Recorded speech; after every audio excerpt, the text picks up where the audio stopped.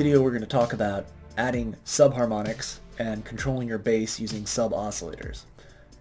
So let's look at this first scenario. We've got a strings ensemble here. This comes from the Ableton Live Suite library.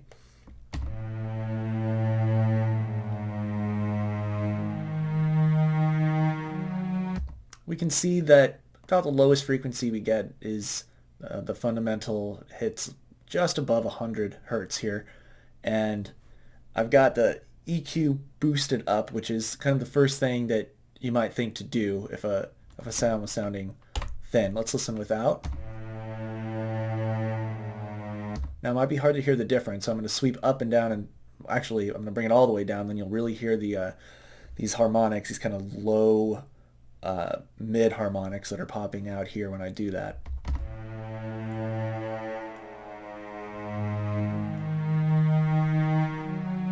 Right, you can really hear it a lot there. So let's just back and forth, with and without.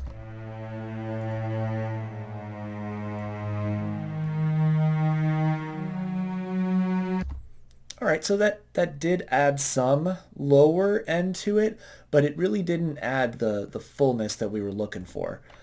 Let's try that with adding some chords with it.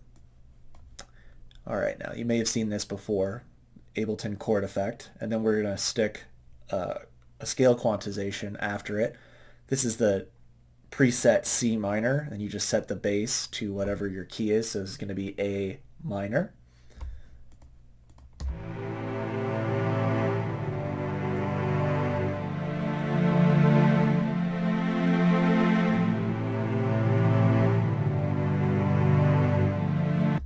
Okay, it's pretty good, but maybe it's starting to sound a little bit muddy here, especially with the chords that are happening. So this inclination to reach for the EQ, it can work sometimes, but there's a more clever and better solution that you can achieve. All right, so I think to talk about sub oscillators, sub harmonics, we've got to talk about the harmonic series. And this is a deep subject. I could probably teach an entire class on it at least. I find it fascinating, but when you start to know more about what your sound is composed of from the ground up, I think it gives you more control over your sound. So I've got Operator open here, and you see that I've got the user waveform, and it's a sine wave. Okay, so it can be shown, this mathematician Fourier showed, that's what you hear in the FFT, the fast Fourier transform, that a complex waveform that when you're looking at like a regular waveform, that can be broken down into sine waves. So this is the motion of a string. You can look this up, the harmonic series on Wikipedia. This is the overtone series on a string, the different nodes of the string. This is where you'd like pinch the fretboard with your finger. Okay, let's be halfway in between, third, fourth. These are the partials in the harmonic series. They're made up of sine waves. All right, sine x. Remember this from trig? This is a sine wave. This is called simple harmonic motion. If you were to have a pendulum and you were to swing a pendulum would be going back and forth like this, like my mouse, right? Like in the science museum, and it's swinging, and the movement of the earth causes it to, do like this, and then hits those pegs. If you were to take that pendulum and instead just move it along the x-axis like this, guess what it would draw? Ooh, sine wave. All right, multitudes of sine waves create a complex waveform, and so when you hear a sound that's like those strings or something in a synthesizer, it's a summation of different sine waves of different phases and amplitudes at different frequencies.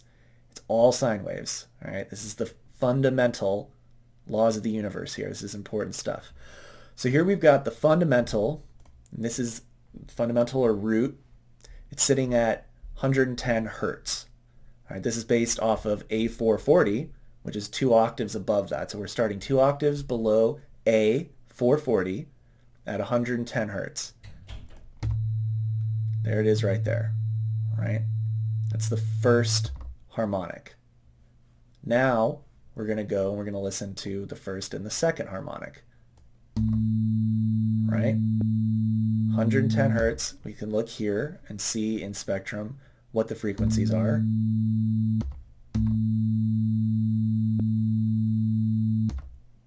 110, 220. That's the note A and an octave above it. All right, I hope I'm not losing too many people here, but this is going to become useful, I'm telling you. All right, here's partials 1, 2, and 3. All right, now this third harmonic, that's going to be a perfect fifth. Check it out. Right? A to E, perfect fifth.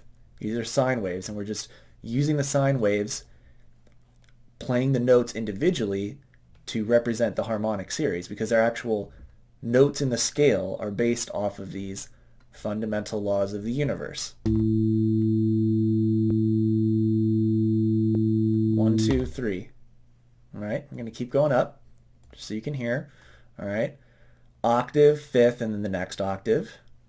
These are the frequencies. All right, and by the time we get up to the fifth partial, you hear a major third above it. All right, check it out right here. A to C sharp, major third.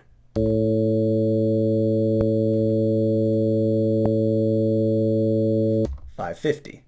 All right, so it's starting to sound kind of like an organ, right? All right, so check this out. This is just all sine waves, right? This is playing notes, making a chord of sine waves. Now let's listen to this. What's going on? I got one note here, right? Well, I've turned on the second oscillator. I've got operator set to play in series. I'm not going to go over that. This is the routing. Normally, each oscillator is the default here. Frequency modulates the one below it. It's outside of the scope of this lesson. Right now, this is like additive synthesis. They're just adding together, right? In parallel, not in series. All right, I've turned on the second oscillator. What's the deal with this oscillator? Well, look at the partials. You can, in the custom waveform, this is what the waveform would actually look like, right? You can see here's the sine waves added together to make the complex waveform.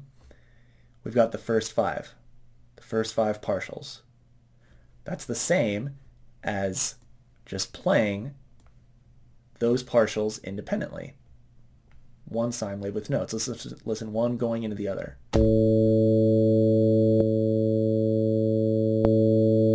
Yeah, it's just a little bit louder. Same thing though. All right. Now knowing that a sound is composed of these different partials, octave below it, there's a major third involved, there's a perfect fifth involved, this will allow you to add partials to a sound using sine waves and subharmonics. All right, here we've got a visualization that shows sine waves adding into a sawtooth. See that complex waveform? There they go, adding all the way up. This equals the partials. You get about 50 partials here. We got a sawtooth. All right, here we got a sawtooth. Now we're going to listen to the spectrum of it. See them? Same thing we had back here. This is just a sawtooth. Bam. All right. All right, now our sawtooth wave. In Ableton, we've got a sub oscillator. Here it is right here, right? This is a context-sensitive display in the middle. So we click in the area that the oscillators are, and we get this option. Here's the level of the sub. Let's take a listen. And you can see all the harmonics pop in between, right?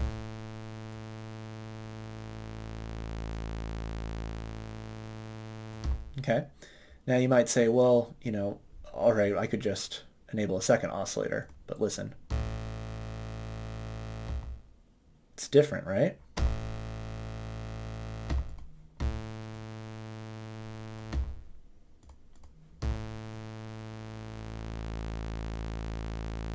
All right, that one sounds a lot cleaner. There's something going on here.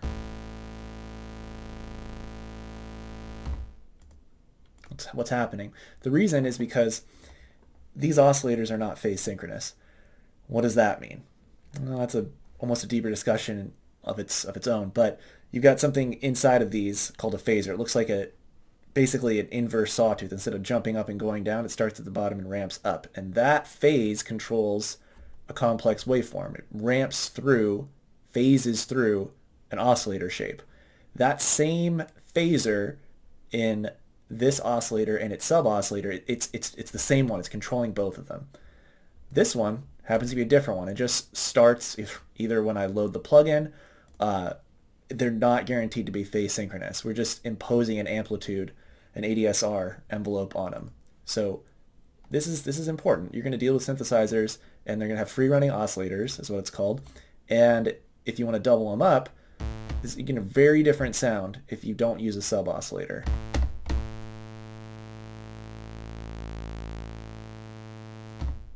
Versus. All right, so that's good to know. All right, now we're going to look at this sawtooth in the context of a, I called it annoying ramps, melody here. Here's a no sub oscillator on it. All right, let's turn up the sub oscillator.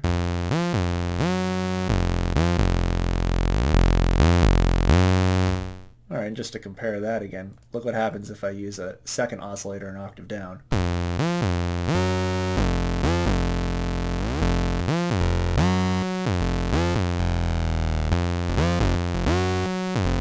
I mean, you can literally hear it sounds different each time I enable it. It's just, it's out of phase with it. So it's making these weird little pockets in the spectrum, and you can hear it. All right, now we're going to look at the same annoying ramps in a wavetable. And so with the sub oscillator in analog, it's got to be the same waveform. In wavetable, they give you control. This tone control is actually the harmonics. Maybe let's listen just to the sub oscillator first so you can hear that. Notice this is going into the distortion here, though. This is a limitation of the sub built in. It's still going to hit the same filter routing, and it's going to hit this drive here. So it still has to go into this filter. It can't be in parallel. Even though it says parallel, right? It's going to one and then the other, filter 1 and filter 2.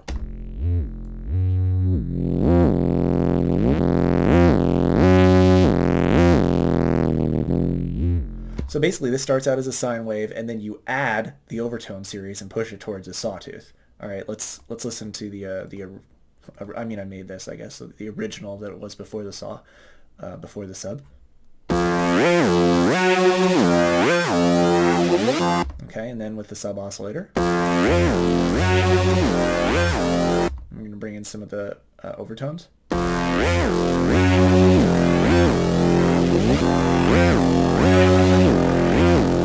Okay, cool. Now we're going to try it with using our own sub oscillator. So we're going to kill this.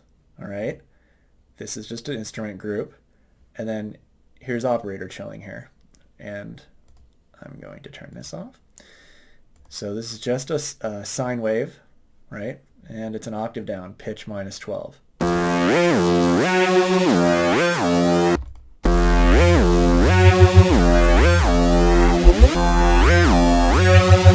might need to sub to hear some of these lows, but that's definitely deeper. It might sound like there's kind of a pocket in between. That can happen sometimes, but we have control. So this coarseness, this is going to drop this oscillator an octave. All right, I'm going to turn that on, and remember that third harmonic is what? First, that's the root. Second, octave. Third, perfect fifth. Let's listen to this on its own. All right.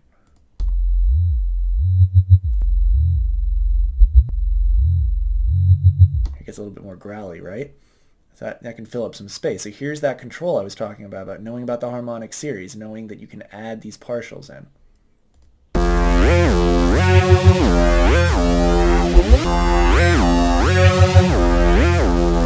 Now, this allows us to do something else which is useful a lot of the time here.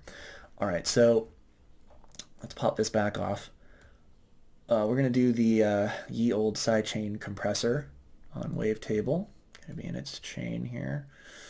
I didn't like the way that sounded on its own, so I put this EQ on it. All right. So now we've got sidechain compressor here. This is mapped to this kick in this track, and it's going to cause everything to duck, right? Right. If I enable the sub, still the bass and all the highs, everything's going to duck with it.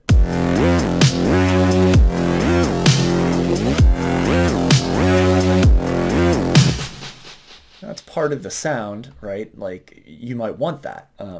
Downwards compression caused in the full spectrum bass / lead by the kick through the sidechain compressor. Okay. If you didn't want that, you could try to finagle just getting the bass out with the multiband dynamics, right? And just compress the lows. Definitely going to need a sub to hear this.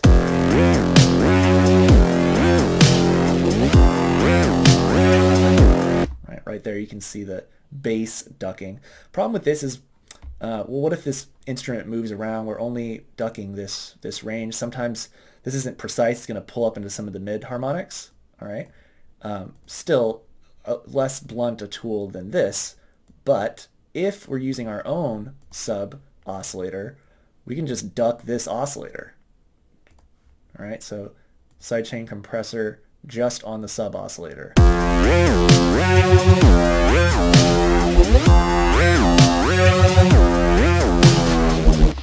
Probably need a sub or some good headphones to hear that as well, but it's EQing out just the bass when the kick happens. That allows, if you want, all the highs and some thick fat sound like that to still play while making room for the bass in the kick. Okay, now we're back to our strings ensemble. Now this is a sample-based instrument. This could even be a recorded instrument. It's going to be easier with a sample-based instrument, but you know, this doesn't have a sub-oscillator, right? This is a sample player, okay? But we can do the same thing we did before. We can add a sub-oscillator. Check this out. We just have to match the articulation, the ADSR envelope of what's going on with these strings. So strings, I'm not going to match this release because on a sub that would just be muddy, but I'm going to match basically what I said as the attack on this. Okay, so slow, about 2-second attack. All right, there I go.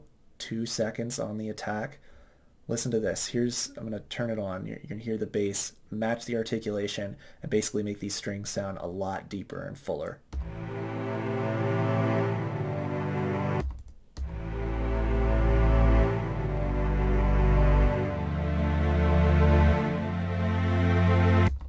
Here's what the bass is doing.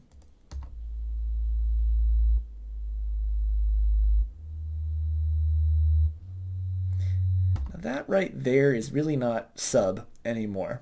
And so this is something that's going to pop up if you use this technique. And I made, and I'm sharing with this, a Max for Live device called MIDI range limiter. And it'll allow you to restrict the range of your sub oscillators to keep them within the bass sub-bass range, right? Because this is this lower area here on the keyboard. You'll find, most speakers cut off around this low E1. Really can't hear much below that, and it starts to not really sound bassy by the time you get up towards, I don't know, definitely up by this C. It starts to lose it. So this is really your range. About 7 notes here that really are sub-bass notes that you can hear on most speakers. All right, so here's what we got. Let's take a look at what the notes are. Turn this device on.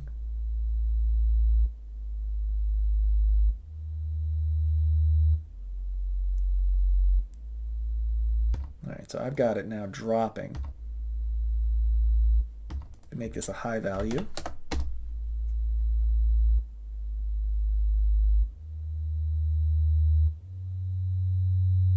Like that 42 is the one that sounded a little bit high. So if I say it's got to be less than 42,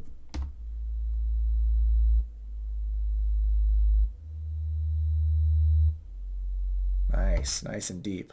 Let's listen together.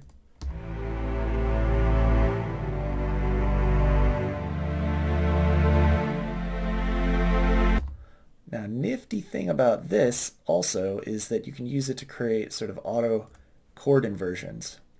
If you want to keep the voice leading matching more of what's going on here with the sub, we can limit the range here.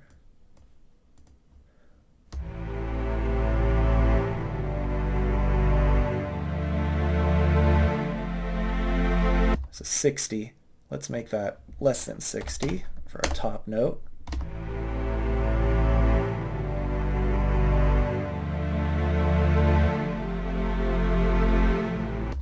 nice voice leading. Okay, and same deal here. We can limit the, we can use a kick to cut out the sub in the bass. So we got the sidechain compression just on the sub oscillator. Turn this on all together.